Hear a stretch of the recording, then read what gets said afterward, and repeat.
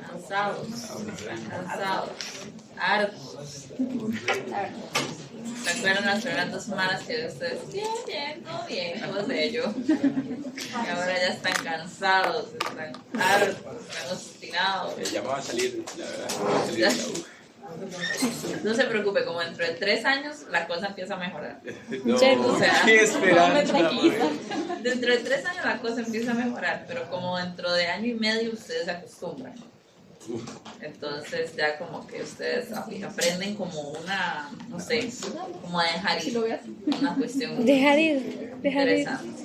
Sí. A partir de cierto punto usted dice como, bueno, no tengo que saberme todo, solo tengo que estar muy segura de lo que sí sé y de lo que no.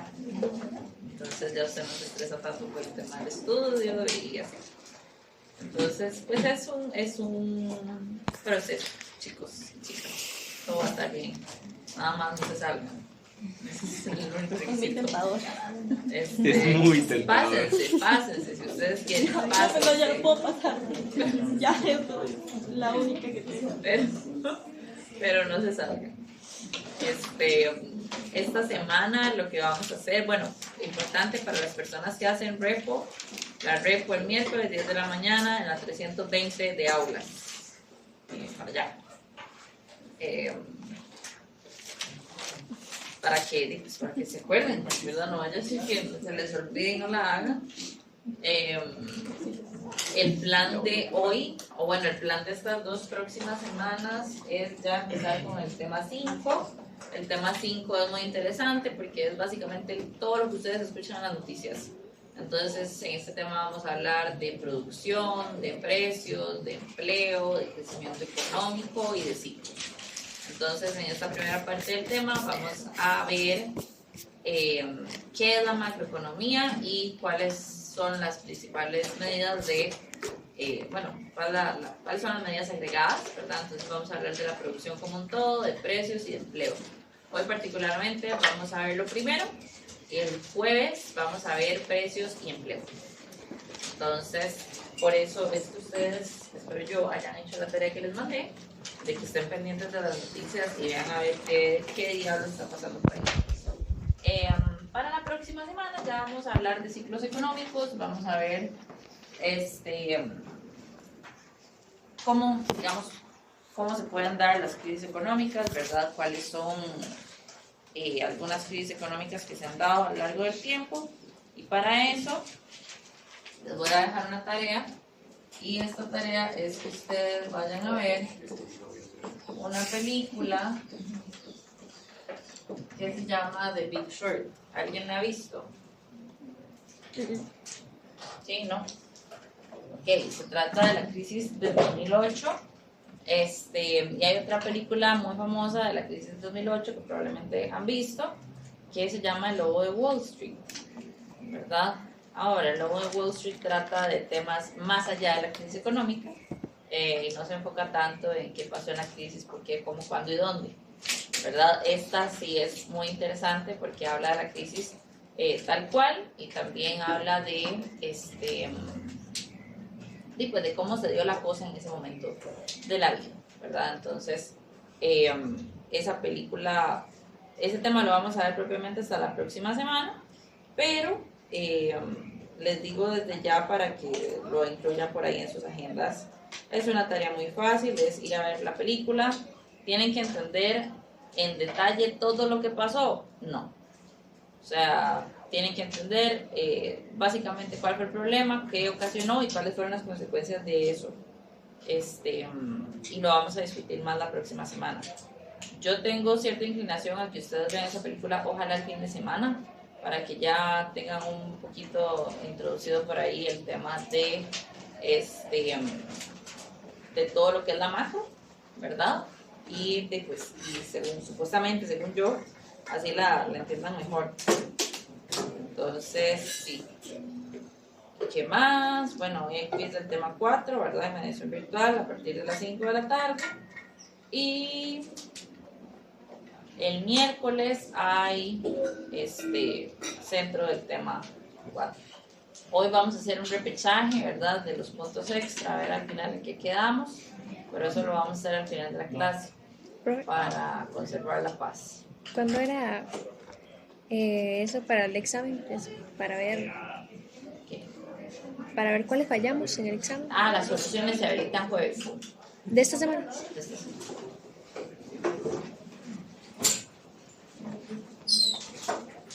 Entonces, algo que quieran decir, preguntar, consultar antes de empezar la clase.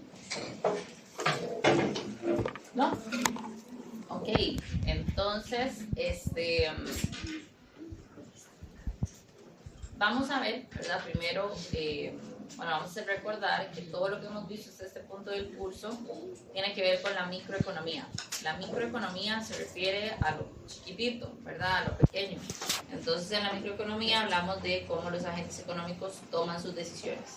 Entonces, cómo las personas deciden su consumo, ¿verdad? Cómo las personas eligen qué es lo que van a consumir, cómo es que las personas, las empresas, eligen cuánto producir, cómo producirlo, ¿verdad? En este punto también se ve cómo la interacción de estas dos partes nos da los resultados que vemos diariamente en el mercado, ¿verdad? Nos da cantidades de equilibrio, nos da precios de equilibrio. Vemos también cómo son esos mercados, ¿verdad? Vemos si son perfectamente competitivos, vemos si existe algún tipo de poder de mercado, como monopolio o como alguna otra cosa, ¿verdad? Y vemos qué puede hacer el Estado en cada uno de estos casos. Entonces, siempre que hablamos de la micro, vamos a pensar en esto, ¿verdad? En las decisiones desagregadas de los agentes económicos, ¿verdad? Ahora bien, cuando hablamos de la macroeconomía, ahí ya empezamos a hablar de un comportamiento agregado de la economía. Entonces ya no hablamos de mercados específicos, sino que hablamos de la economía como un todo, ¿verdad? Ya ahí no vamos a hablar, por ejemplo, de la cantidad que se produjo de X bien, sino que vamos a hablar de la cantidad que se produjo en la economía. Ya no vamos a hablar del aumento en el precio en el mercado tal, sino vamos a hablar del nivel de precios de la economía.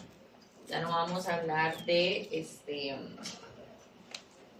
problemas de trabajo, digamos, en un mercado específico, sino que vamos a hablar del empleo general de la economía, ¿verdad? Entonces, en general, cuando ponemos todas las cosas a funcionar desde un punto de vista agregado, entonces ya podemos hablar propiamente de ciclos económicos, ¿verdad? Entonces ahí ya podemos hablar de cuando a la economía le va bien o de cuando a la economía le va mal, podemos hablar de el auge de la economía, ¿verdad? O del repunte de la economía. También vamos a poder hablar de aquellos periodos recesivos o de crisis. Entonces, más o menos hacia acá nos dirigimos, ¿verdad? Y para esto vamos a poner en contexto esta cuestión de la paradoja del ahorro. Esta paradoja es muy interesante porque les voy a dar primero la explicación y luego les voy a explicar cómo es la cosa. Pero básicamente lo que nos dice la paradoja del ahorro es que existen cuestiones que a nivel individual tienen todo el sentido del mundo. Pero cuando ponemos eso y lo aplicamos en una sociedad entera o lo vemos desde un punto de vista agregado, ya la cosa deja de tener sentido. Entonces, por ejemplo, pónganse ustedes en los zapatos, ¿verdad? O desde el punto de vista de ser jefe o jefa de hogar. ¿Qué pasa si ustedes esperan que la condición económica de ustedes empeore en los próximos días o semanas o meses? ¿Qué hacen ustedes? Ahorrar. Ahorrar. ¿Y para un hogar qué significa ahorrar? Recortar. Disminuir gastos, ¿verdad? Y consumir menos de algunas cosas. Entonces, por ejemplo, ya tal vez ustedes no van a ir a comerse un helado todas las semanas, sino que tal vez van a ir cada 15 días, ¿verdad? O tal vez ya no van a comprar ciertos bienes que son más caros, sino que los van a sustituir por algunos bienes que son más baratos, ¿verdad? Ahora, desde un punto de vista de una empresa, si ustedes son jefas o jefes de una empresa y ustedes esperan que vengan tiempos difíciles, ¿qué es lo que tiene sentido que hagan ustedes? Otra vez. Recortar gastos. Y recortar gastos implica despedir gente en la gran mayoría. ¿verdad? Algunas empresas que son más pequeñas o que tienen como un mayor margen pueden buscar como ver qué otras cosas recortamos, ¿verdad? Pero la gran mayoría de empresas y ya empresas muy grandes, cuando hay momentos difíciles, lo que hacen es recortar personal, ¿verdad? Y no recortan de arriba hacia abajo, recortan de abajo hacia arriba. Entonces, pues la cosa es más terrible. Ahora, en términos individuales, esto tiene sentido. O sea, lo que hemos discutido hasta este momento, ¿hay algo que ustedes digan? No, eso no tiene sentido.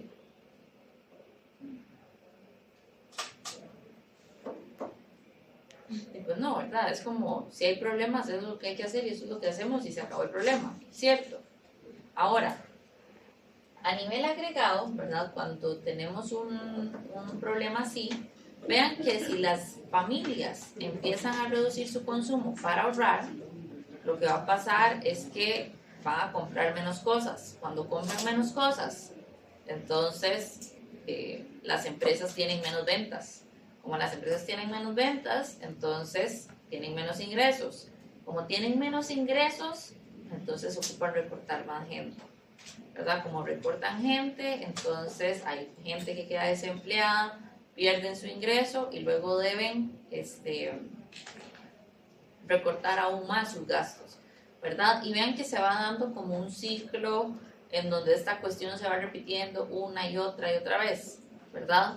Entonces vean que aquí ya la cosa no tiene tantísimo sentido, ¿verdad? Vean que lo que inicialmente decíamos, bueno, no, recortemos gastos y ya, cuando lo ponemos desde un punto de vista agregado, ya la cosa no es tan sensata, ¿verdad?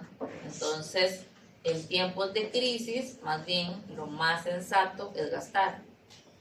Es decir, si hay problemas económicos, gastemos plata. Ahora, eso tiene un pequeñito problema, ¿verdad? Y es que ¿cómo gastamos plata si no tenemos plata? ¿Verdad? ¿Cómo gastamos lo que no tenemos? Entonces, por el momento, créanme que en momentos de crisis lo que hay que hacer es gastar y más adelante, como en una o dos clases, les explico por qué eso tiene sentido, ¿verdad? Pero vean que la paradoja del ahorro lo que nos dice es, a nivel individual, algo puede tener todo el sentido del mundo, ¿verdad? Pero cuando ponemos ya esas decisiones agregadas, ya la cosa no tiene tanto sentido, ¿verdad? Y más bien nos va a traer un problema más grande del que teníamos. Entonces, necesita regulación la microeconomía, necesita regulación todo lo que hemos visto del jueves pasado para atrás. Bueno, vean que a grandes rasgos depende. ¿Y de qué depende? Habíamos visto que cuando un mercado era perfectamente competitivo, todo funcionaba bastante bien, ¿verdad? Entonces, si el mercado era perfectamente competitivo, ¿qué había que hacer?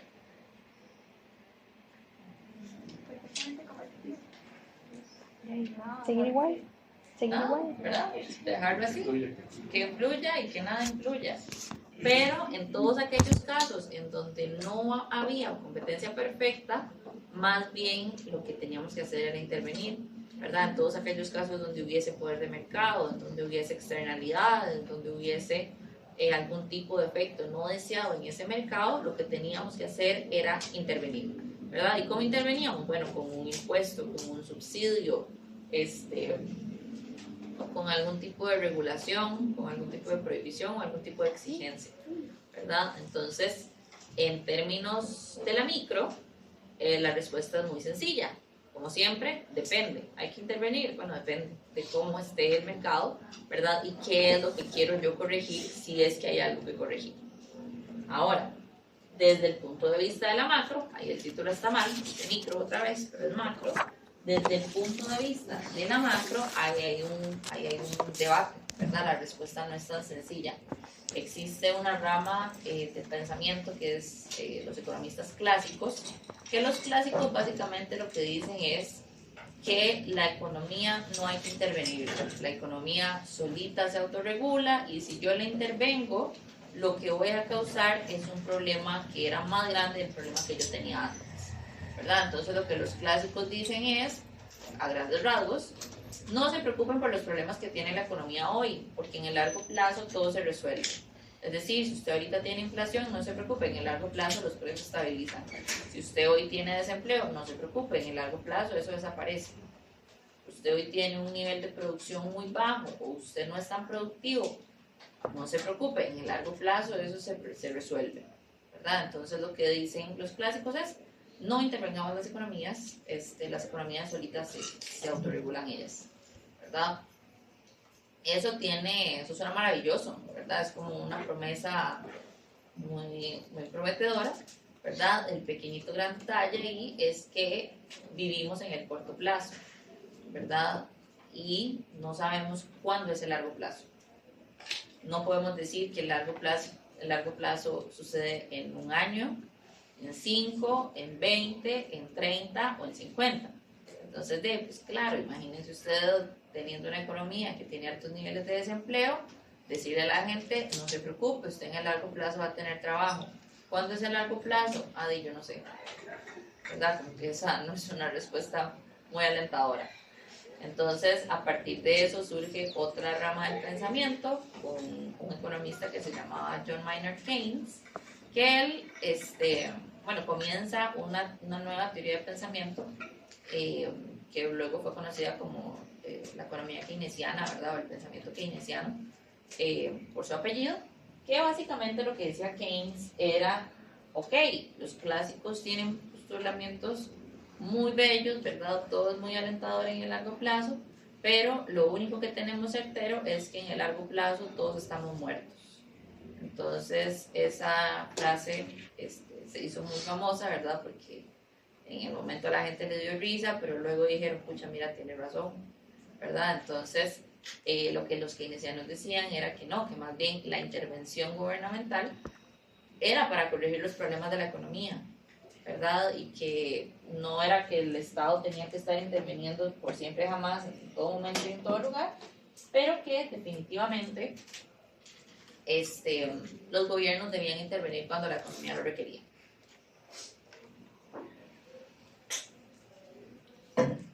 Entonces, existen algunas partes, ¿verdad? Algunas personas que defienden la intervención estatal, ¿verdad? Y lo que dicen es, la intervención en las economías funciona para corregir aquellos resultados no deseados y prevenir cosas en el futuro, ¿verdad?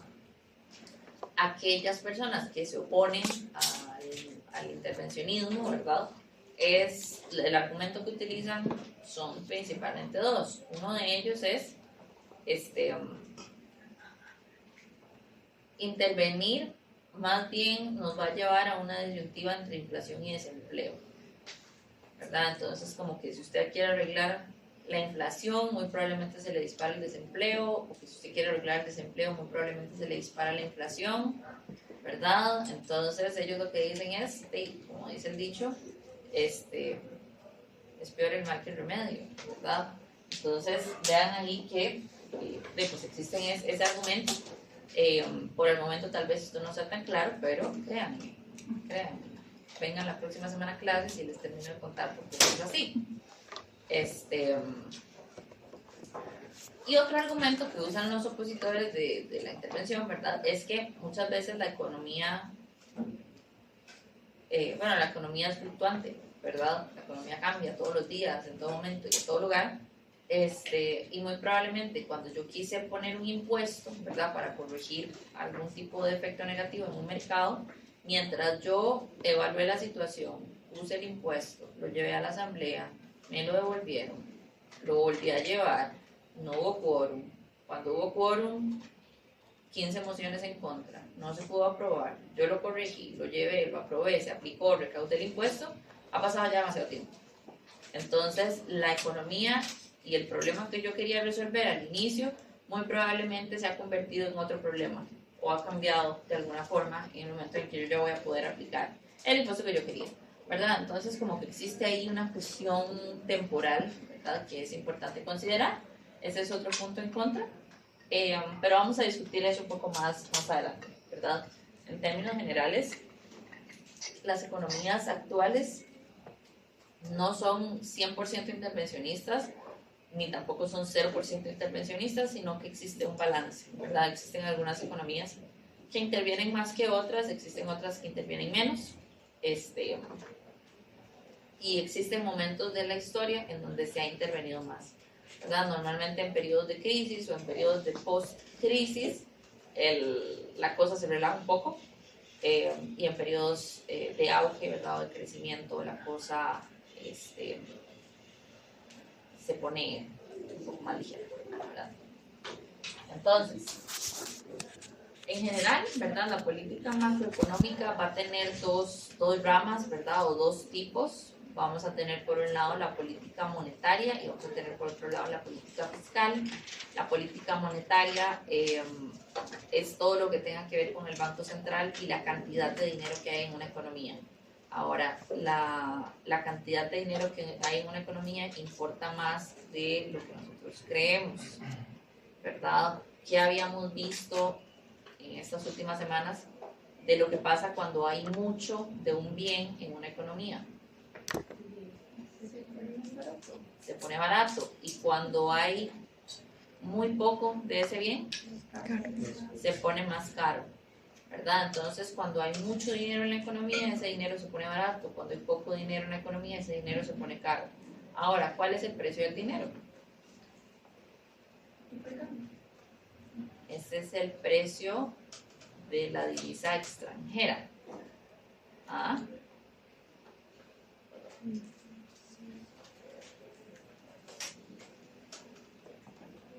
Si ustedes van a un banco a pedir un préstamo, ¿qué pasa?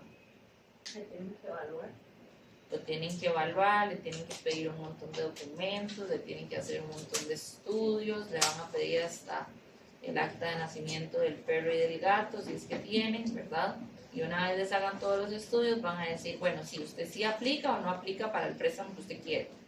Y por ese dinero que usted me está pidiendo prestado, yo le voy a cobrar X%, ¿verdad? Ese porcentaje que se cobra es una tasa de interés. La tasa de interés es el precio del dinero. Dependiendo de qué tan caro o de qué tan barato es el dinero, es decir, dependiendo de qué tan alta o qué tan baja la tasa de interés, pues entonces así van a ser las decisiones que toman las personas en la economía, ¿verdad? Qué tanto invierten, si construyen una casa o no la construyen, si las empresas invierten en inventarios o no, si las empresas se endeudan o no, etcétera, ¿verdad? Entonces, de todo esto se va a encargar el Banco Central, ¿verdad? De la cantidad de dinero que hay en la economía. Y luego en el tema 6, que el tema 6 es bien interesante, vamos a ver al final cómo termina impactando las decisiones del Banco Central a la economía. Y por otro lado tenemos la política fiscal, que lo que hace la política fiscal es utilizar ya sea gasto o impuestos, ¿verdad? Impuestos y gastos de gobierno para ya sea estimular o desestimular la economía, ¿verdad? Entonces vean que en general tanto la política monetaria como la política fiscal lo que pretende es corregir los efectos no deseados, ¿verdad? ¿Y cómo corrigen los efectos no deseados? Ya sea con la política monetaria o con la política fiscal. Y esto se ve desde las autoridades de Banco Central de una economía y desde las autoridades, desde el fisco, ¿verdad? Desde el Ministerio de Hacienda. Entonces, por aquí anda la cosa. Ahora, ¿hasta aquí alguna pregunta? ¿Entre el fisco y cuál? Banco Central o autoridad monetaria y el fisco, que es como el Ministerio de Hacienda. En el monetario nada más regula la cantidad de trabajo en la economía. Sí. Ahora, bueno, antes de hablar de cómo se intervienen las economías, vamos a hablar de algo muy importante que es cómo medimos la economía, ¿verdad? Cuestión muy importante. Entonces, siempre que yo quiero medir algo, yo lo que tengo que hacer es buscar una característica en común, ¿verdad? Cuando ustedes estaban en la escuela o el colegio, muy probablemente en algún momento les dijeron que no se pueden medir papas con chayotes, ¿verdad? ¿Por qué? Porque no son la misma cosa. Entonces, eso aplica exactamente igual en la economía. Por ejemplo, si yo los agarro a todos y todas ustedes y yo digo, voy a agruparlos de acuerdo con si tienen perro, gato o ninguna de las dos. ¿Cuál es la característica que estoy buscando yo ahí en común? Si tiene perro, gato. Ajá, el tipo de mascota, Sí. ¿verdad? O si no tiene mascota. Si yo los quiero agrupar por tipo de música favorito, ¿verdad? Si yo digo a estos les gusta el pop, a estos les gusta el rock y así, gusto musical, ¿verdad? Y si yo los quiero agrupar por edad, yo digo bueno, ¿hay alguien de 17?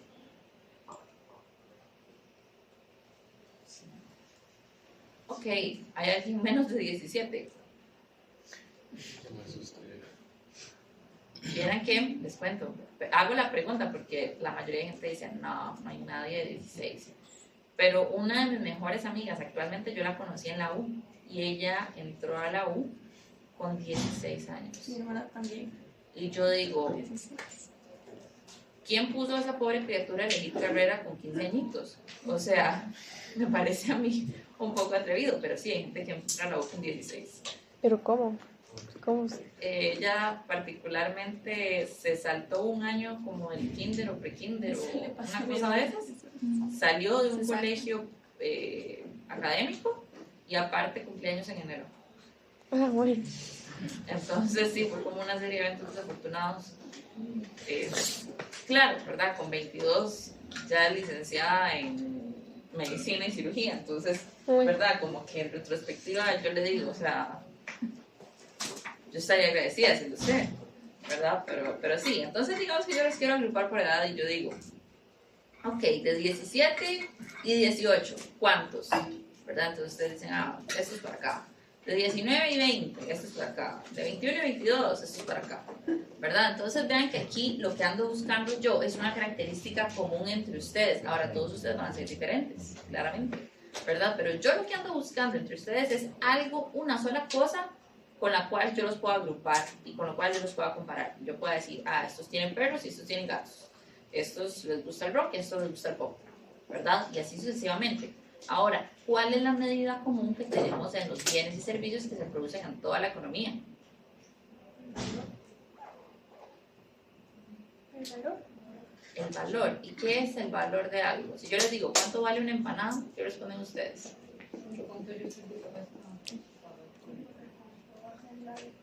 Es el tipo de moneda. Ok, lo que usted Precio. está dispuesta a pagar, lo que costó la empanada, ¿qué más? ¿Cuánto vale esa empanada? Lo mínimo que yo estoy dispuesto a recibir, o sea, si soy la persona que hace. Ajá. Si yo les digo, díganme un número, 1000. 1000, ¿verdad? Vean que automáticamente todos y todas, de una o de otra forma, terminaron pensando en plata, ¿verdad? ¿Cuánto estoy dispuesta yo a pagar? ¿Cuánto estoy dispuesto yo? ¿O cuánto es lo mínimo que voy a recibir por esta empanada? ¿O cuánto me costó hacerlo? ¿Verdad? Y ustedes responden en dinero, ustedes responden en un precio. Resulta y resalta que esto a la humanidad le costó cientos de años. O sea, nos costó cientos de años les costó a ellos, a mí no. Ponernos de acuerdo en qué era el valor, ¿verdad? O sea, ¿qué es el valor de algo? ¿Verdad? Porque entonces el valor es el precio, o el valor es qué tanto necesito yo un bien. ¿Será que todos valoramos las cosas de la misma forma, o será que existe una diferencia en ello? ¿De qué depende que unas personas valoren más una cosa que otra? ¿Verdad? ¿Y cómo hacemos para empatar todos los intereses de la economía? Entonces, tras muchísimos años de debate de qué era el valor y de que cómo veíamos el valor, la conclusión a la que llegamos es que el valor lo íbamos a medir con el precio, ¿verdad? Y el precio debía ser la mejor aproximación entre lo que a una persona le cuesta producir ese algo versus lo que otra persona lo valora, ¿verdad? Pero pues claro, ¿verdad? Esta medición del valor tiene una serie como de letra pequeña, ¿verdad? O como de sujeto a restricciones, que por ejemplo no vale lo mismo, no cuesta lo mismo una botella de agua que un diamante, ¿cierto? Y si ustedes están en el centro del desierto, ¿qué necesitan más? Una botella de agua, ¿verdad? Pero si yo les doy ahorita, les ofrezco que escojan entre un diamante y una botella de agua, ¿qué escogen? ¿Ok? Un diamante, ¿verdad? Porque el diamante es más caro, entonces ya sea que ustedes lo quieran para ustedes mismos y mismas o que ustedes lo vendan, ¿verdad? Entonces, vean que existe ahí una cuestión de valoración que es importante considerar. Pero en términos generales vamos a entender el valor con el precio, ¿verdad? Y el precio es algo que tienen en común todos los bienes y servicios que existen en la economía. Entonces, por allá en 1930, Simon Kuznets, un economista, él lo que dijo fue, bueno, muy bonito todo esto de la valoración de los bienes, muy bonito que existen precios sobre los bienes y servicios, bla, bla, bla, pero aquí hay que ordenarse. ¿Y qué significa que hay que ordenarse? Que bueno, tenemos que ver como economías de dónde viene la plata y hacia dónde se nos va la plata, ¿verdad? Porque antes las economías y todo funcionaba muy bien, muy maravilloso, ¿verdad? Pero no existía un registro propio donde yo pudiera decir, ah, mira, esta actividad es donde yo puedo explotar mis ganancias, ¿verdad? O mira, este socio comercial, la verdad que no me reporta demasiada ganancia, mientras que este otro sí, ¿verdad? Entonces, a partir de eso, él creó un sistema de cuentas nacionales que lo que hacía era registrar el consumo, la inversión, la producción, el gasto de gobierno y el comercio exterior con otros países. Entonces, cuando vemos el flujo circular de la economía, ¿verdad? Este es muy sencillo. Vean que aquí hay dos agentes representados. Vamos a tener a las empresas y a los hogares. Por otro lado, vamos a tener dos mercados, el mercado de bienes y servicios y el mercado de factores de producción. En este flujo circular, que está un poco cuadrado, vean que hay dos rutas, ¿verdad? Hay una ruta que es como roja o anaranjada, según como ustedes la vean, que ese es el flujo de insumos y productos, y por otro lado tenemos las flechitas celestes, que es el flujo de dinero. Entonces vamos a ver primero el flujo de bienes y servicios, perdón, de insumos y productos, y vamos a empezar desde los hogares. Vamos a empezar desde las empresas. Las empresas se dedican a producir bienes y servicios, ¿verdad? Esos bienes y servicios las empresas los van a llevar al mercado de bienes y servicios. En ese mercado los van a vender. ¿A quiénes? A los hogares. Entonces, los hogares van a comprar esos bienes y servicios y luego van a ir al mercado de factores de producción a ofrecer aquellos insumos productivos de los cuales son dueños, ¿verdad? Entonces, van a ir al mercado de factores de producción a vender el trabajo, la tierra y capital. Esos son los insumos que se necesitan en general para poder producir algo, ¿verdad? Las empresas van a contratar esos factores de producción y con eso van a fabricar bienes y servicios que eventualmente le van a vender a los hogares y que los hogares van a comprar y así sucesivamente, ¿verdad? Ese es el caminito rojo que está adentro. Ese caminito rojo lo que nos dice es cómo se mueven los bienes y servicios dentro de una economía, ¿verdad? Cómo se mueven los insumos dentro de la economía. Ahora, el caminito celeste lo que nos dice es cómo se mueve el dinero. Entonces, veamos eso de ahí. Los hogares, ¿verdad? Van a ir al mercado de bienes y servicios a comprar aquellas cosas que necesitan, ¿verdad? Ese dinero es un gasto que ellos van a realizar, pero ese gasto se traduce en el ingreso de las empresas, ¿cierto? Con ese ingreso, las empresas lo que van a hacer es pagar o contratar sus factores de producción.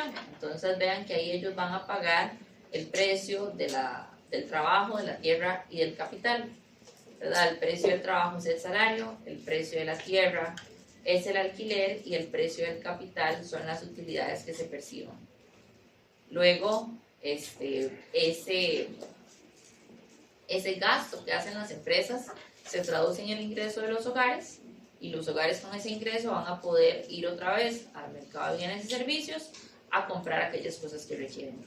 Entonces vean que este es un flujo, ¿verdad? Que se repite una y otra vez y dependiendo desde el punto en que ustedes lo vean, eso se puede ver cómo se mueven los insumos, ¿verdad? Y los productos o también cómo se mueve el dinero, ¿verdad? Entonces, con este flujo circular de la economía, lo podemos ver el PIB desde dos puntos de vista diferentes, ¿verdad? Podemos ver el PIB como la cantidad total gastada por los hogares, bueno, por los hogares, las empresas y el gobierno, es decir, por todos los agentes de la economía, y también lo podemos ver como la suma de los ingresos que perciben los agentes económicos, ¿verdad? Algo importante aquí es que vean ustedes que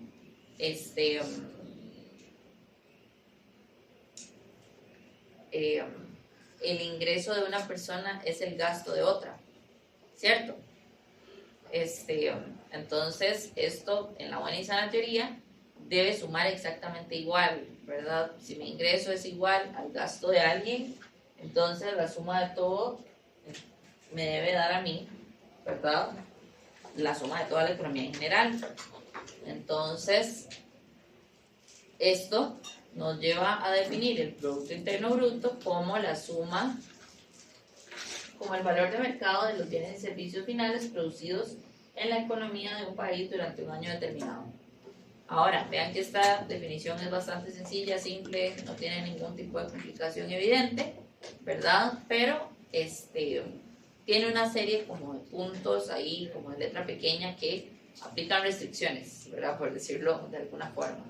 Entonces, vamos a ver en detalle esto de acá. Ahora, cuando hablamos del valor monetario de la producción, lo que estamos diciendo es que queremos saber cuánto vale todo lo que se produjo en esa economía, ¿verdad? A mí no me interesa saber si se produjeron 30 kilos de tomate y 2 computadoras y 4 microchips, ¿verdad? A mí eso no me dice nada. Yo lo que ocupo saber es cuánto vale eso en términos monetarios. ¿Por qué? Por el mismo argumento que decíamos hace un rato de que no podemos sumar papas con chayotes, ¿verdad?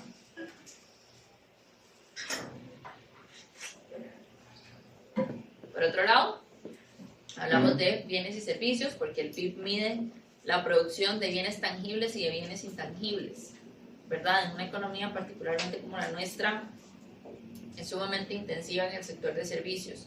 Entonces, todo eso también entra dentro de la producción del país. Por otro lado, hablamos de bienes finales, ¿verdad? La economía está compuesta de bienes intermedios y de bienes finales.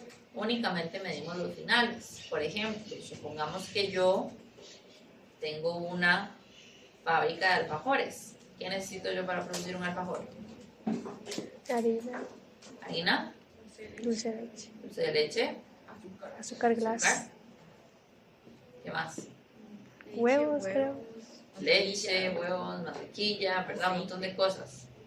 Entonces, si pensamos únicamente en el dulce de leche, para la lechera, ¿verdad? Para la empresa La Lechera, el dulce de leche es un bien final. Quiere decir que ellos producen este bien y lo venden en los supermercados. Pero para mí, que yo soy una productora, el dulce de leche yo lo interpreto como un bien intermedio. ¿Por qué? Porque este bien que yo voy a utilizar no es mi bien final, sino que con esto yo produzco otra cosa. Entonces, si en el PIB tomáramos en cuenta ambas cosas, es decir, si en el PIB tomáramos tanto el dulce de leche como el alfajor, estaríamos contando 2 veces lo mismo, ¿verdad? Porque dentro del precio del alfajor está incluido el precio del dulce de leche y de todos aquellos materiales que yo utilicé para producirlos.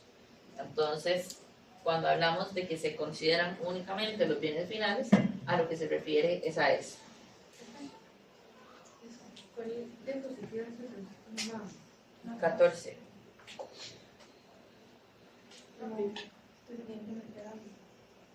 Sí. Ok. Cuando hablamos de bienes producidos, lo que quiere decir, ¿verdad?, es que es una producción del mismo año. Entonces, por ejemplo, cuando hablamos de bienes de segunda, tercera, cuarta, quinta o la mano que sea, ¿verdad?, bienes usados, esa es producción que se produjo en otros años. Entonces, no debe ser considerada en el año actual. Por ejemplo, si hablamos del ingreso, si hablamos de los carros usados, ¿verdad? Todos los años se venden y se compran carros usados, ¿cierto? Ahora, esos carros usados no fueron producidos este año, claramente, ¿verdad? Fueron producidos en otros años. Entonces, yo no puedo considerar hoy la venta de carros usados de este año porque eso fue producción antigua, ¿verdad? Entonces, esa producción fue considerada en el año que fue realizado. Y por otro lado, ¿verdad? Hablamos de aquellos bienes que son producidos para el mercado, ¿verdad? Que se contabilizan únicamente aquellos bienes que están destinados a ser vendidos. Entonces, por ejemplo, en el mismo caso de los alfajores, si yo hago alfajores para mí y para mis amigos, pues ahí ya eso no entra en el PIB porque no está destinado a ser vendido, sino que es más bien para autoconsumo. Y también se considera dentro de las fronteras de un país todo aquello que se produce dentro del país, se incluye dentro del PIB. No importa si la producción fue realizada por nacionales o extranjeros, ¿verdad? No importa si la empresa es tica o no, el PIB mide todo lo que está dentro de las fronteras. Entonces, por eso es que ya les había contado yo un poco, que cuando Intel vino a Costa Rica por primera vez, el Banco Central tuvo que empezar a medir el PIB con y sin Intel. Porque cuando lo medíamos con Intel, resulta que éramos un país archimillonario, ¿verdad? Éramos el país más productivo de toda la región. Y después realmente eso no era del todo cierto, ¿verdad? Sino que era un efecto de Intel. Entonces, a eso se refiere. Por último, hablamos de un periodo determinado, pues para hacer una comparación, ¿verdad? Normalmente se habla por año, ¿verdad? Pero también se hace una medición por trimestre, pues para ver la evolución de la economía en intervalos de tiempo más cortos. ¿Alguna pregunta hasta acá? Okay. Los que son producidos, digamos, mide nada más lo que, o sea, la diferencia entre ese y el último es que los producidos miden solo en un año y el otro puede variar con el tiempo. No precisamente. El último, ¿verdad? Que es un periodo determinado, básicamente a lo que se refiere es que se hacen mediciones en intervalos de tiempo para poder ir midiendo la evolución. Entonces, cuando hablamos del PIB, ¿verdad? Tenemos esta fórmula de acá. Y vean que esta fórmula es muy sencilla, muy fácil, pero tiene mucha información. Entonces, vamos a ver el PIB o vamos a interpretarlo desde el punto de vista del gasto. Entonces, vamos a decir que el PIB es igual al consumo de los hogares más la inversión de las empresas, más el gasto del gobierno, más las exportaciones, menos las importaciones, que también se conoce como exportaciones netas. Todo lo que acabo de decir. El PIB es igual a la suma de todo lo que los agentes gastan en la economía, ¿verdad? Vean que aquí tenemos en el consumo a los hogares. En la inversión tenemos a las empresas. Aquí tenemos al gobierno. Y aquí, en las exportaciones netas, tenemos al resto del mundo, ¿verdad? Entonces, el PIB, desde el punto de vista del gasto, se interpreta como todo lo que los agentes de la economía gastan en el país, ¿verdad? Entonces vean que ahí contemplamos a todos, hogares, empresas, gobierno, el resto del mundo. ¿Qué es X y qué es M específicamente? X, exportaciones, M, importaciones. Exportaciones es lo que yo vendo en el resto del mundo, importaciones es lo que yo compro, ¿verdad? Ahora, vean que ahí tenemos el componente de las importaciones restándose, ¿verdad? Tenemos la M que resta. Ahora, ¿por qué es importante restar esa M? Porque vean que dentro de una economía se consumen cosas que no son enteramente producidas aquí, ¿verdad? Muy probablemente el arroz, los vegetales, las verduras, ¿verdad? La gran mayoría de este tipo de cosas sí son producidas aquí en Costa Rica, ¿verdad? Cosas que ustedes consumen, pero toda la parte como carros, toda la parte como computadoras, tecnología, son cosas que no fueron producidas aquí, pero igual ustedes las consumen, ¿cierto? Entonces, tanto los hogares como las empresas y el gobierno van a consumir bienes y servicios que no fueron producidos acá. Por ende, es importante restarlo ¿verdad? Porque si no estaríamos como diciendo que la producción del país es más alta de lo que realmente es. O sea, no hubiera sumarlo, ¿verdad? Se resta, porque no son cosas... Pero se resta. Ajá. Entonces estamos sacando todas las cosas que consumimos, pero que no fueron producidas aquí. ¿Estamos claros con eso? ¿Cómo quedaría? ¿Cómo quedaría como? Digamos, con el resto. ¿Sí? Queda así. Resta. Ajá. Ok. Entonces, vean que si yo agarro esto de aquí, ¿verdad? Esta ecuación de aquí, y yo paso esta m a sumar aquí, yo llego a eso. Aquí el PIB más las importaciones es igual al consumo más la inversión más el gasto de gobierno más las exportaciones, ¿cierto? Esto de aquí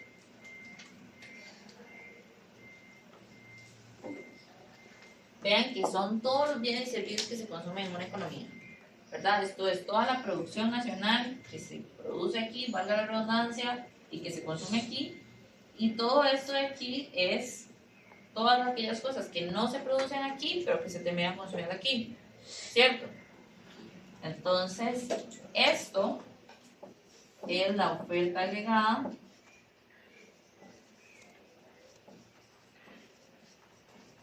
de la economía. Ahora, la oferta agregada yo les sugiero que la interpreten como la oferta del todo. ¿Y por qué es la oferta del todo? Porque ahí literalmente está todo. Entonces aquí están los tomates, el mamón chino, el arroz, los frijoles, también están las computadoras, los carros del año, los cuadernos, los zapatos, absolutamente todo, ¿verdad? Entonces como que si en una economía viéramos todas aquellas cosas que están disponibles, tanto que se producen aquí como aquellas que no. Y este lado de esta ecuación representa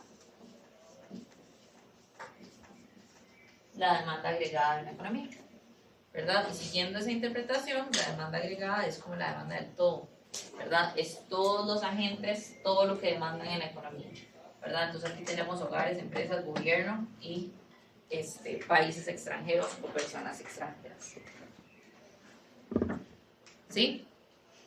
Ahora, en la próxima clase, lo que vamos a hacer es ver cómo funciona esta cuestión de la oferta y la demanda agregada, ¿verdad? Porque antes cuando hablábamos de la oferta y de la demanda del arroz, pensábamos en el precio del arroz, en la cantidad de equilibrio del arroz, en los productores y en quiénes eran los que estaban interesados en comprar eso, ¿verdad? Pero ya ahora que tenemos dos agregados grandes, lo que vamos a hablar es del nivel de precios de la economía, ¿verdad? Y de la producción total en una economía.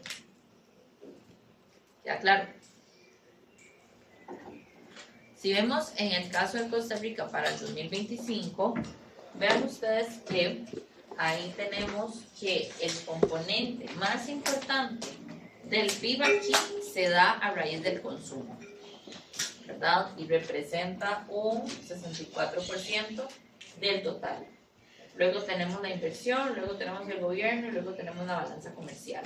Entonces vean ustedes aquí que pues, el componente más importante es el consumo, ¿verdad? Y cuando queremos impulsar que el país sea más productivo, que produzcamos más, uno de los factores más importantes que hay que considerar es cómo hacemos para aumentar el consumo de la gente, ¿verdad? Y también pues cómo hacemos para aumentar el empleo y la inversión de las empresas.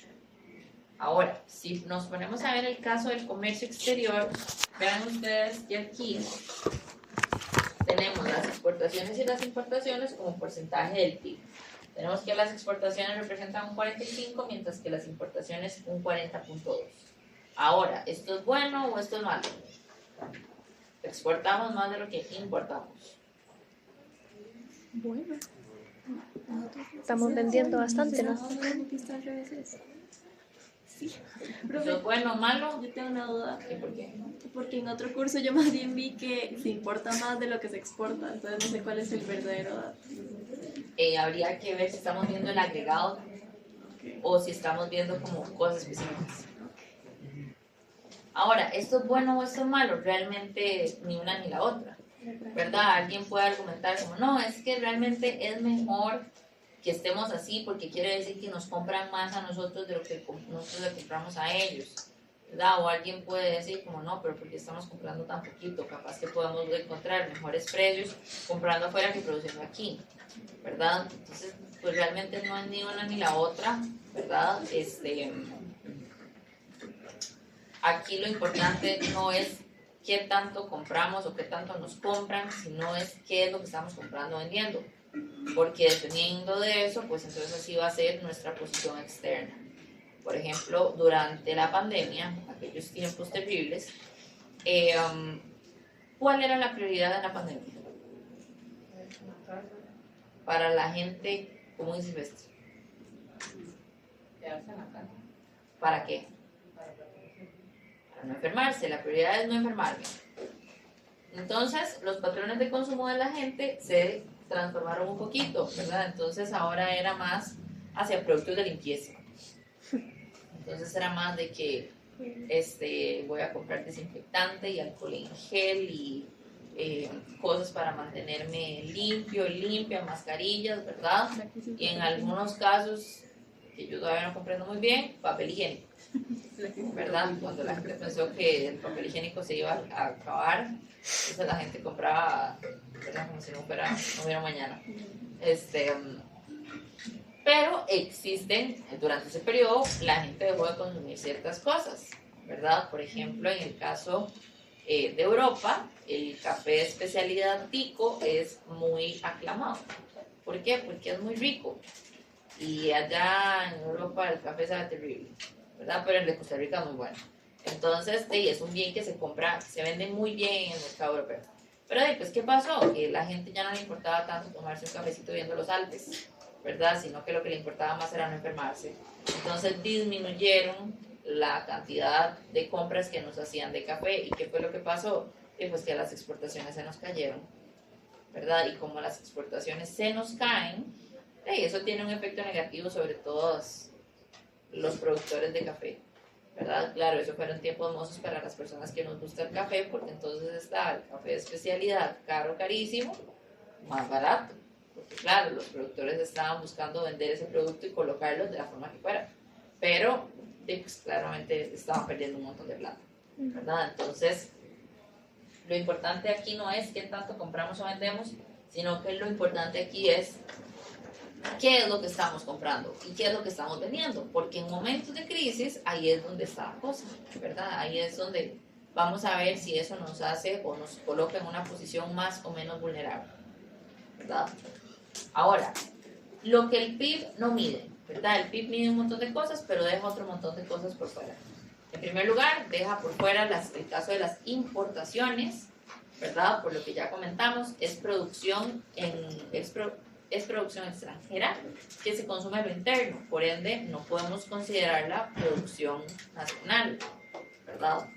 Por otro lado, no se consideran los bienes de segunda mano o los bienes usados en general, ¿verdad? Porque ya fueron contabilizados en otro periodo. Y por otro lado, tampoco se considera la producción de autoconsumo, ¿verdad? Como yo les decía, no es lo mismo que yo haga los alfajores para vender que los haga para regalárselos a mis amigos. Entonces, si yo los hago para regalar, pues eso ya no entra dentro de la producción de un país. Y por otro lado, ¿verdad? En este último punto de todo aquello que es de autoconsumo, entra una partida muy importante.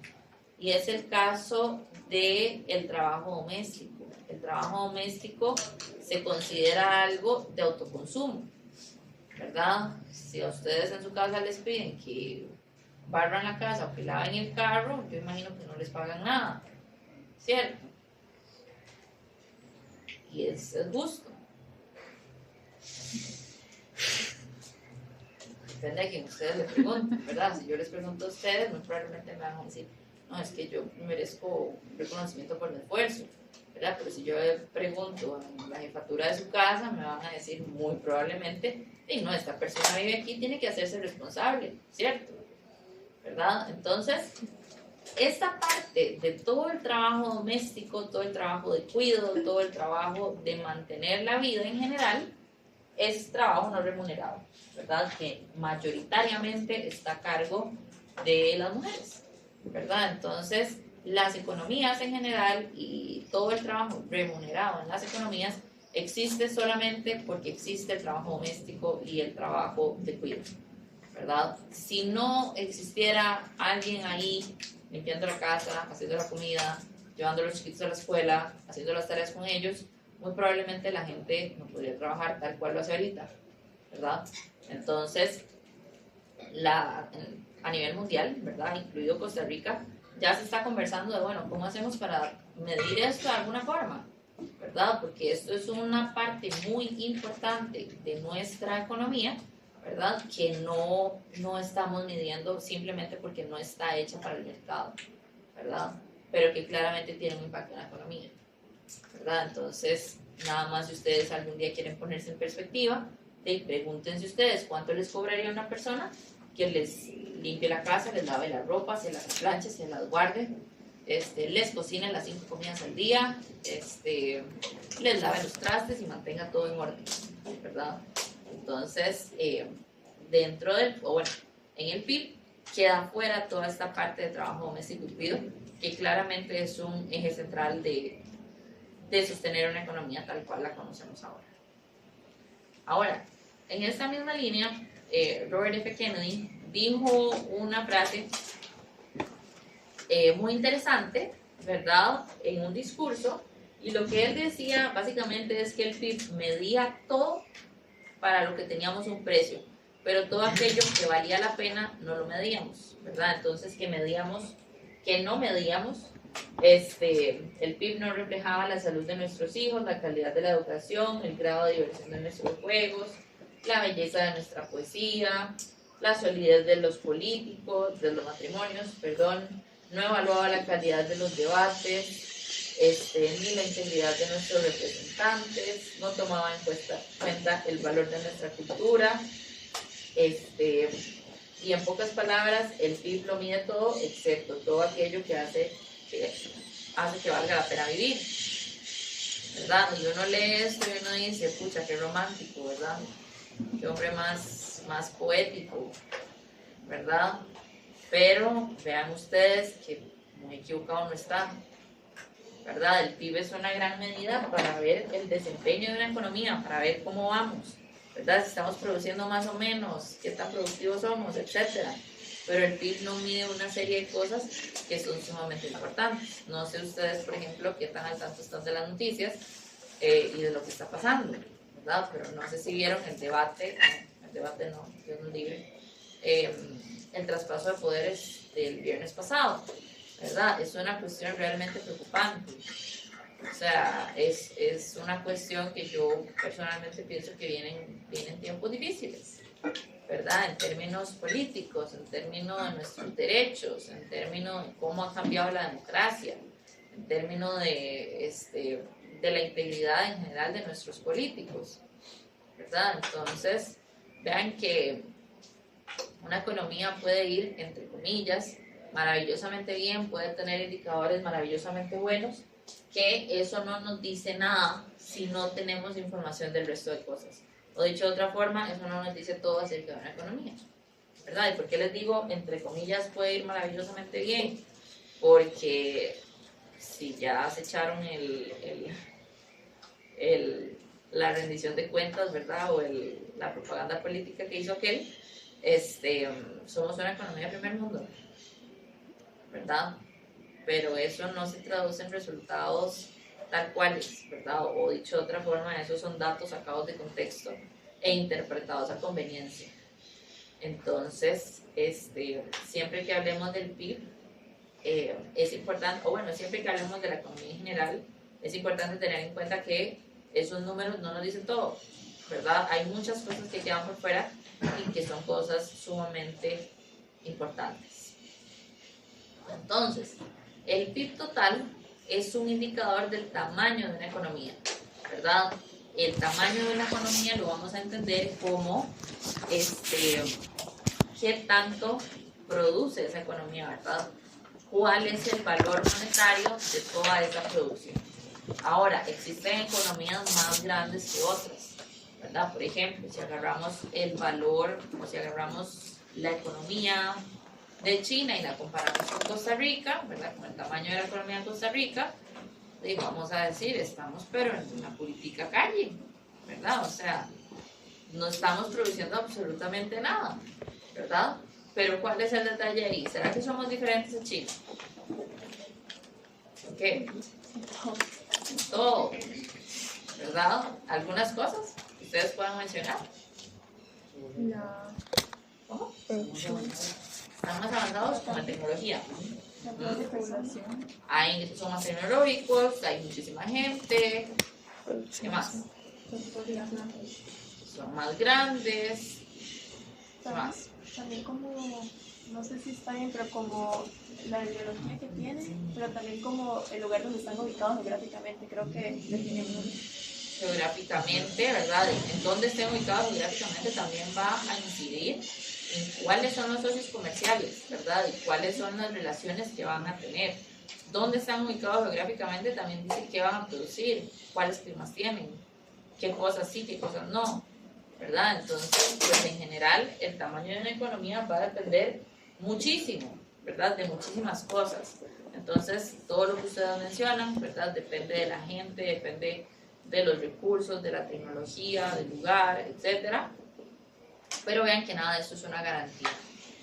Por ejemplo, una de las mayores bendiciones que le puede pasar a un país es tener yacimientos de petróleo, ¿verdad? ¿Han visto lo que ha estado pasando con el precio del petróleo en los últimos días? Está en las nubes, ¿verdad? A mí me pasó que hace unos días vi una noticia que decía que el litro de gasolina había aumentado como en 150 colones. Yo dije, uy, mira, se equivocó esta página y publicó la misma noticia 2 veces. Porque yo dije, yo ya vi esta noticia, esto ya se publicó.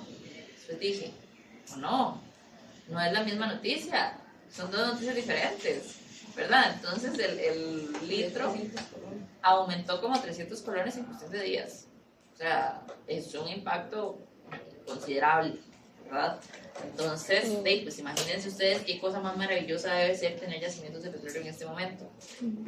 Ahora, ¿eso es garantía? No, veamos Venezuela. ¿Qué se iba a decir? ¿Verdad? Venezuela tiene yacimientos de petróleo y ahorita está pasando una situación terrible, ¿verdad? Entonces vean que existe también una cuestión política, ¿verdad? Y una cuestión ahí de manejo interno del país que claramente va a jugar un papel importante, ¿verdad? Entonces, pues, eso también es algo que hay que considerar. Entonces, cuando utilizamos el PIB total como medida de una economía, básicamente lo que estamos diciendo es cuánto vale todo lo que esta gente produce, ¿verdad? Si vale mucho es una economía muy grande, si vale poco es una economía más pequeña, ¿verdad? Por otro lado, para ver un promedio, ¿verdad?, de cuánto produce por habitante una economía, se utiliza el PIB per cápita. El PIB per cápita se calcula como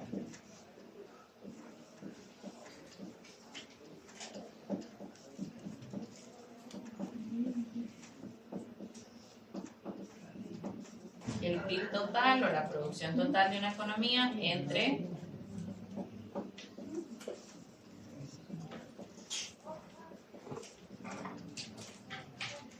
el número de habitantes que hay, ¿verdad? Entonces vean que esta medida del PIB per cápita lo que nos da es un promedio de cuánto produce por habitante en una economía, ¿verdad? Algo importante ahí es que vean que eso es la producción total entre el total de personas de un país. Ahora, el total de personas de un país no es el total de personas que trabajan o que producen, ¿verdad? En ese número total de habitantes están niños, niñas, recién nacidos, pensionados, adultos mayores, están ustedes, ¿verdad? Ahí, que todavía no son económicamente activos, en el sentido de que no trabajan, pues, pero sí generan muchos gastos.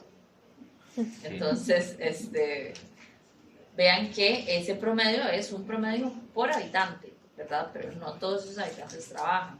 Eventualmente se utiliza otra medida, digamos, para ver la productividad de un país o de un habitante, que es, ahora sí, la producción total entre el número total de trabajadores, ¿verdad? Que esa medida sí tiene sí es como un poquito más apegada, digamos, en cuanto a lo que cada trabajador produce, en promedio, ¿verdad? Ahora, si los precios cambian, ¿cómo se mide el verdadero PIB? Vean que si tenemos que poner así como una fórmula así un poco sencilla del PIB, sería algo más o menos como así, ¿verdad? El PIB contempla todo lo que viene en servicios de una economía. Entonces es como que yo diga la producción del bien 1 multiplicada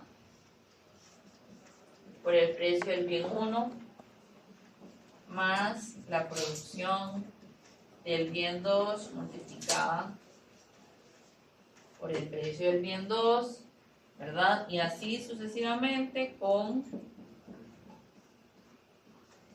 la producción de un bien I, o vámonos, de un enésimo bien, por el precio de un enésimo bien, ¿verdad? Entonces esto es como que yo diga la cantidad de kilos de tomate por el precio del kilo de tomate, la cantidad de aparatos médicos por el precio de esos aparatos médicos, más el precio de los servicios por la cantidad de servicios que se brindaron, así sucesivamente.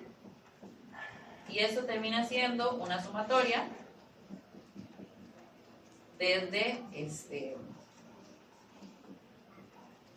el bien I hasta el bien N de precio por cantidad, ¿cierto? Entonces, vean que ahí el PIB puede cambiar, ya sea porque está cambiando la cantidad que una economía produce, es decir, una economía está produciendo más o menos cosas, pero el PIB también puede cambiar porque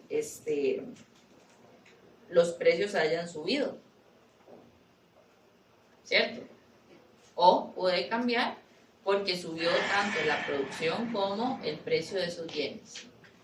Entonces, vean que ninguno de los tres escenarios que acabo de decir es lo mismo, ¿verdad? Al final todos terminan en que el PIB sube, pero no implican la misma cosa, ¿verdad?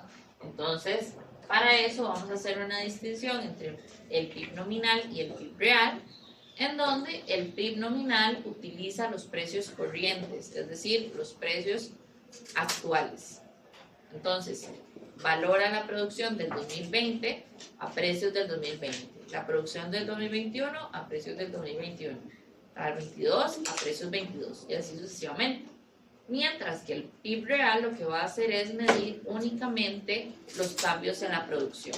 Entonces lo que hace el PIB real es decir, bueno, tome un año base y utilice ese año suponiendo que los precios no han cambiado. Entonces agarre los precios del 2020 y multiplíquelos por la producción del 2020. La producción del 21 por los precios del 20. La producción del 22 por los precios del 22. Y así sucesivamente, ¿verdad? Cambiando únicamente la producción. Entonces eso hace que el PIB real no se vea afectado por cambios en los precios porque siempre estoy utilizando los mismos precios. Mientras que el PIB nominal va a utilizar los precios corrientes o los precios actuales. Ahora, veamos este caso de acá, que es muy sencillo, es una economía que produce únicamente hot dogs y hamburguesas, ¿verdad? Y vamos a calcular el PIB nominal y el real. Si vemos el caso del 2010, ¿verdad? Vean que yo voy a multiplicar la cantidad de hot dogs por el precio de esos hot dogs. Y a eso le voy a sumar la cantidad de hamburguesas por el precio de las hamburguesas, ¿cierto? ¿Verdad? Entonces eso me da 200.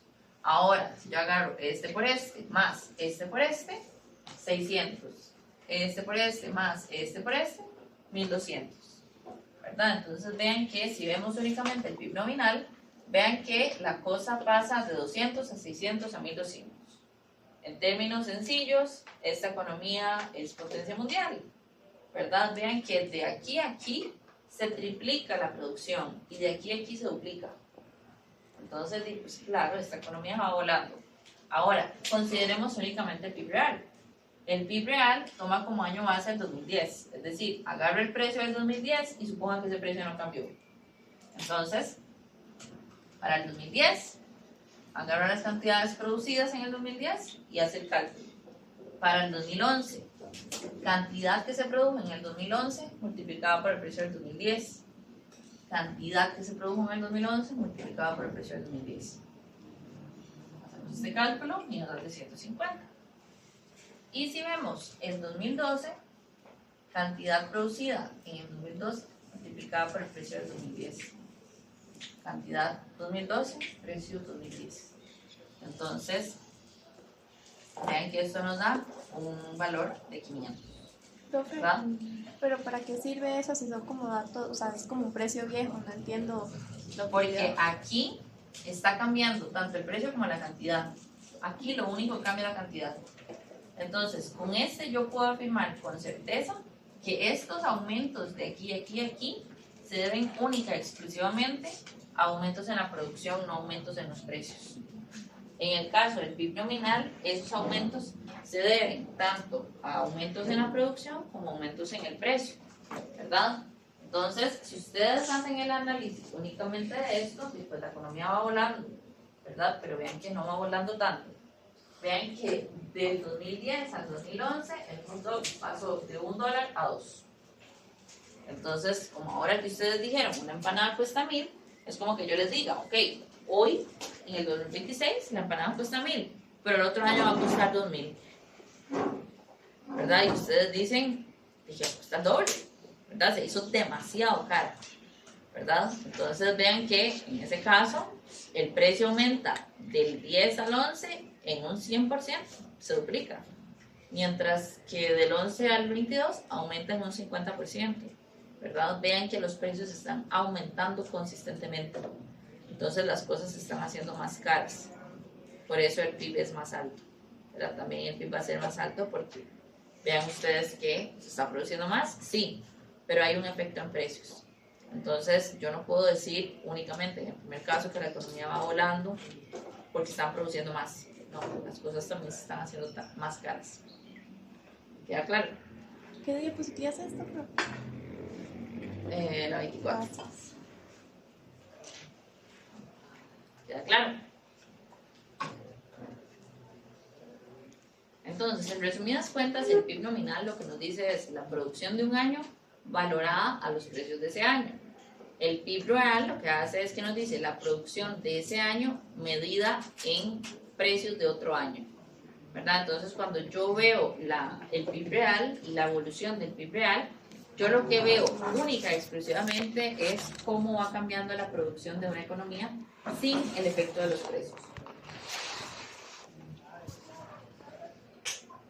Profe, si nos pone un ejercicio de esto, entonces para sacar el real siempre se saca con el año más viejo. Con el año base. Ah, ahí aparece año base. Sí, ahí dice que el base es 2010. Ah, ok. En el caso de un ejercicio que estaría bien interesante, se les dice cuál es el año base. Gracias. El PIB per cápita, ya sea nominal o real, lo que hace es tomar el PIB total y dividirlo entre el total de habitantes, ¿verdad? Y el PIB PPPP lo que nos dice es la producción, o bueno, sí, el valor de la producción suponiendo paridad de poder de compra. Eso lo vamos a ver más adelante en el tema 7, pero básicamente paridad de poder de compra lo que hace es suponer que los bienes y servicios cuestan lo mismo en todos los países. Entonces, si todo costara lo mismo en todos los países, ¿cuál sería el valor de esa producción y cómo la podemos comparar entre países? ¿Verdad? Pero ese básicamente es el resumen. Ahora, si vemos para el caso de Costa Rica, el PIB nominal, vean ustedes que eso crece como la espuma, ¿verdad? Somos potencia, cada vez vamos mejor y únicamente tenemos ahí como un piquito en el 2020, ¿verdad? Donde eso cae, ¿verdad? ¿Tiene sentido? Sí, por la crisis, ¿verdad? Pero vean ustedes que por lo demás vamos geniales. Ahora, cuando vemos el caso del PIB real, vean que, número uno, no crece tan rápido como crece el otro, ¿verdad? Vean que ahí la subida es más empinada, y aquí es una subida, pero más despacito, ¿verdad? Y por otro lado, vean que no crece siempre. Está un huequito aquí, ¿verdad? En el 2020, que es la crisis. Y tenemos otro huequito aquí en el 2008-2009, que tenemos la crisis inmobiliaria. Y luego tenemos por aquí como un periodo donde no se nos cayó la producción, pero como que no crecimos ese año. Entonces vean que cuando vemos la evolución del PIB real, estamos viendo únicamente cómo crece la producción. Cuando tenemos esto así, lo que podemos ver son momentos de crisis económica, ¿verdad? Si vemos únicamente podemos decir, no, hombre, Costa Rica nunca en su vida tenía una crisis, ¿verdad? Solamente en el 2020. Pero cuando vemos ese así, ya la cosa cambia un poco, ¿verdad? Pero esa crisis, usted no había dicho una clase que era la de Estados Unidos. Sí. Ok, pero Esa igual. es la película que van a ir a ver. Ah. Ese es un plan de fin de semana. O sea, no se lo tomen a mal. Yo sé que si yo les digo, hay una película de la crisis del 2008, ustedes van a decir como, ¿verdad? Preferiría yo estar viendo, no sé, ¿qué están viendo ahora? ¿Qué películas están dando? El diablo viste la moda. El diablo viste la moda, ¿no? Ustedes podrán decir, no, yo quiero ver el diablo viste la moda, que va a querer ver yo esa del 2008. Pero les prometo que objetivamente es una muy buena película. Tiene un cast muy bueno. Entonces se van a divertir y van a aprender. ¿Cómo así? ¿Pero está en cine? No, está en algún lado. Ah, Sí, en alguna plataforma. Fíjate. Entonces es una película muy buena, ¿verdad? Y sirve para entender del año en el que yo creo que ustedes estaban haciendo, si no me equivoco. Sí. 2008. Sí. Como tú lo oyes. sí. Entonces, vean ustedes que viendo la evolución de estas dos cosas, podemos ver cómo cambia la producción. Ahora, algo importante con respecto al año base. El año base se elige de una forma muy particular. El año base es un año en donde no pasa mucho, ¿verdad? Donde es un año donde no hay crisis, es un año donde los precios no se dispararon, es un año donde los precios no se cayeron al piso, es un año donde no hubo algún tipo de guerra o algún tipo de cuestión extraña en la economía, ¿verdad? Que hace que el comportamiento de los agentes cambie.